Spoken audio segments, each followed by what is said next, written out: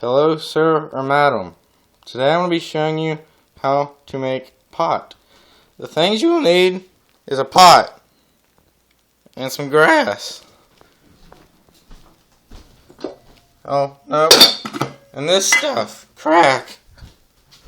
Now you want to get a pound of grass and shove it up your ass. Stick this in here. Turn the stove on maximum capacity. Make sure the flux capacitors are all the way to high. You sprinkle some more of this shit in there. In 3 hours you will have pot.